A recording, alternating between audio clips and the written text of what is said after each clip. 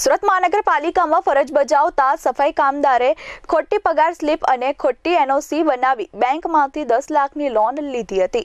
આ અંગે બેંકના ઓડિટમાં શંકા જતા એનઓસી અંગે તપાસ કરતા ભાંડો ફૂટ્યો હતો, જેથી બેંક મેનેજરે તેના વિરુદ્ધ અઠવા લાઇન્સ પોલીસ મથકમાં ફરિયાદ નોંધાવતા પોલીસે ધરપકડ કરી છે।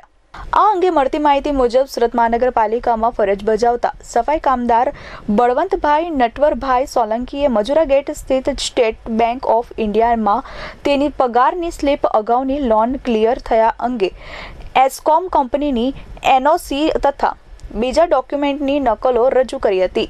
તેના આધારે બેંકે ગત 15 જાન્યુઆરી 2024ના રોજ ₹10 લાખની લોન મંજૂર કરી હતી। જો કે સપ્ટેમ્બર 2024માં બેંકના ઓડિટમાં શંકા જતા એનઓસી અંગે તપાસ કરતા ભાંડો ફૂટ્યો હતો કે એનઓસી ખોટી બનાવી છે અને પગારની સ્લીપમાં આવકની રકમ અને કપાતની રકમમાં ફેરફાર કરવામાં આવ્યો હતો।